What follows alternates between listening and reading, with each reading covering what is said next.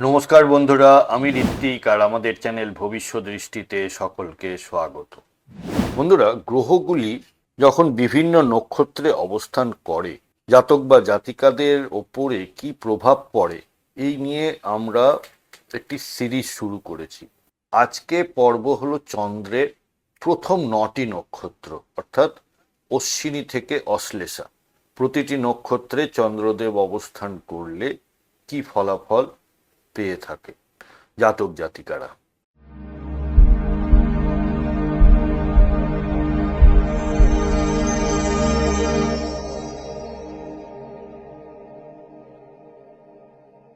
বন্ধুরা, আপনারা যারা যারা আমার চ্যানেলটি অলরেডি সাবস্ক্রাইব করেছেন তাদেরকে জানাই আমার অসংখ্য ধন্যবাদ ও কৃতজ্ঞতা। যারা এখনো সাবস্ক্রাইব করেননি তাদের কাছে আমার বিনীত আবেদন, চ্যানেলটি সাবস্ক্রাইব করুন এবং পাশে থাকুন। বন্ধুরা, চন্দ্রকে আমরা মনের কারক বলি। আমাদের মনকে নিয়ন্ত্রণ করে চন্দ্র। এবারে সেই চন্দ্র যখন অশ্বিনী নক্ষত্রে থাকে, অর্থাৎ কেতুর নক্ষত্রে, জাতক স্বভাববশত খুব চঞ্চল এবং দ্রুত পরিবর্তনশীল স্বভাবের হন। এদের মাথায় সবসময় নতুন নতুন আইডিয়া ঘোরে এবং কোনো কিছু শুরু করার প্রচণ্ড আগ্রহ থাকে। তবে ধৈর্যের অভাবে অনেক কাজ মাঝপথে থেমে যায়। They are very good starter but not good finisher. এরা খুব সাহসী এবং অন্যের প্রয়োজনে ঝাঁপিয়ে পড়তে ভালোবাসে। দ্বিতীয়ত হলো ভরণী, যা কিনা শুক্রের নক্ষত্র। চন্দ্র যখন শুক্রের নক্ষত্রে থাকে সেক্ষেত্রে এনারা অত্যন্ত আবেগপ্রবণ এবং শৌখিন মানসিকতার হয়ে থাকেন। এদের মনে প্রেম, ভালোবাসা এবং সৌন্দর্যের প্রতি গভীর টান থাকে, কিন্তু অনেক সময় অতিরিক্ত আবেগ বা জেদের কারণে সম্পর্কে টানাপোড়েন দেখা যায়। জীবনের সুখ স্বাচ্ছন্দ্য ও আরামদায়ক পরিবেশ এদের মানসিক প্রশান্তির প্রধান উৎস। এরপর আসি কৃত্তিকা, যা কিনা সূর্যের নক্ষত্র। সূর্যের নক্ষত্রে চন্দ্রের অবস্থান জাতককে কিছুটা কঠোর এবং তেজস্বী মানসিকতার করে তোলে। এদের মনের ভেতরে একটি তীব্র উচ্চাকাঙ্ক্ষা থাকে, যার ফলে এরা খুব কম বয়সেই জীবনের বড় লক্ষ্য ঠিক করে ফেলে। কঠোর পরিশ্রমের প্রতি এদের সহজাত ঝোঁক থাকে, তবে অহংবোধের কারণে মাঝে মাঝে এরা একাকিত্ব বোধ করে। এরপর আসি রোহিণী, যা কিনা চন্দ্রের নিজের নক্ষত্র।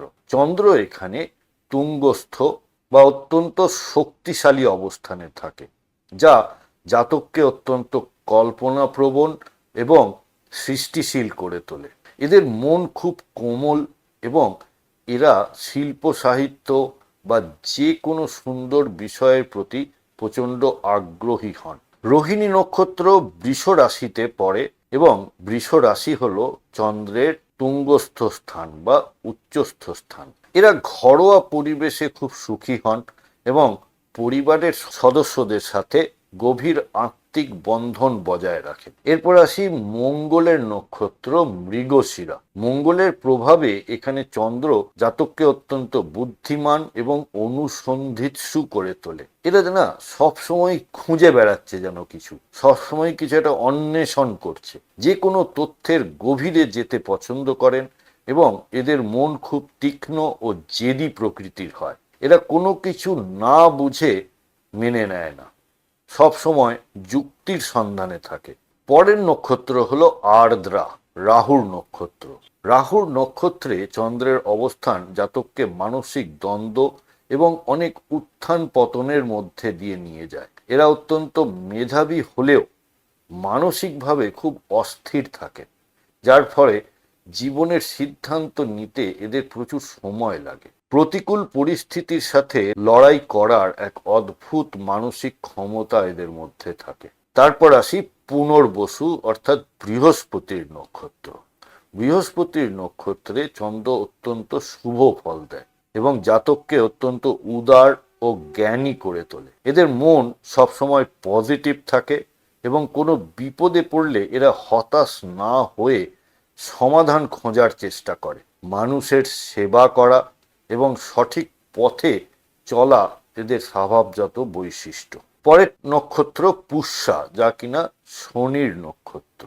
পুষ্যা মানে হলো পোষণ করা, অর্থাৎ এরা লালন পালন করতে খুব ভালোবাসে, এরা খুব কেয়ারিং হয়। তাই এইখানে যখন চন্দ্র অবস্থান করে জাতককে খুব দায়িত্বশীল এবং গম্ভীর মানসিকতার করে তোলে। এরা নিজের আনন্দ বিসর্জন দিয়েও পরিবারের দায়ভার বহন করতে পিছপা হয় না। তবে মনের ভেতরে এক ধরনের বিষণ্ণতা প্রায়ই তাদের ঘিরে থাকে। এরা খুব ভালো পরিকল্পনাকারী এবং ধৈর্য ধরে কাজ করায় সিদ্ধহস্ত হয়ে থাকে।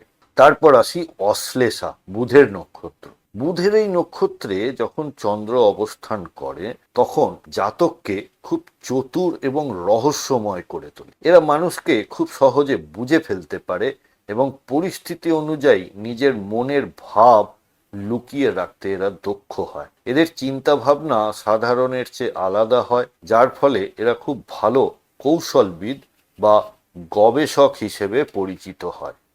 বন্ধুরা, আমাদের এই ডিসকাশনে কোনো পার্টিকুলার চার্ট ধরে বা গ্রহের অবস্থান ধরে কিন্তু কোনো কথা বলা হচ্ছে না। আপনার কোনো হাউসে যদি সমস্যায় থাকে বা জীবনে কোনো ধরনের সমস্যার সম্মুখীন হন, তাহলে আপনারা ভবিষ্যৎ দৃষ্টির সাথে যোগাযোগ করতে পারেন এবং আমাদের কাছ থেকে আপনারা কনসালটেশন নিতে পারেন। আপনাদের ন্যাটাল চার্ট বা গ্রহগত অবস্থান জন্মকালীন, তার সাথে দশা অন্তর্দশা এবং আগামী দিনের যে ট্রানজিট এবং তার প্রভাব, এই সব মিলিয়ে আপনারা একটি রেজাল্ট বা সলিউশন আমাদের থেকে পেতে পারেন। কন্ট্যাক্ট নাম্বার এবং ওয়েবসাইট এবং চেম্বারের অ্যাড্রেস সবই দেওয়া হলো, আপনারা সময় মতো যোগাযোগ করতে পারেন। তাহলে এই ছিল প্রথম 9টি নক্ষত্রে চন্দ্রের অবস্থান। এর পরের পার্টে থাকবে পরের 9টি, অর্থাৎ মঘা থেকে জ্যেষ্ঠা, তার পরের পার্টে থাকবে মূলা থেকে রেবতী। তো আপনারা সিরিজটি দেখতে থাকুন এবং কোনো প্রশ্ন থাকলে অবশ্যই আমাকে কমেন্ট বক্সের মাধ্যমে লিখে জানাতে ভুলবেন না। বন্ধুরা, প্রতিবেদনটি কেমন লাগলো আমাকে অবশ্যই লিখে জানাবেন কমেন্ট বক্সের মাধ্যমে। যদি ভালো লেগে থাকে তাহলে একটি লাইক করবেন আর আত্মীয় স্বজন বন্ধু বান্ধবের সাথে শেয়ার করতে ভুলবেন না। আজকের পর্ব এখানেই শেষ করছি। সাথে থাকার জন্য অনেক ধন্যবাদ।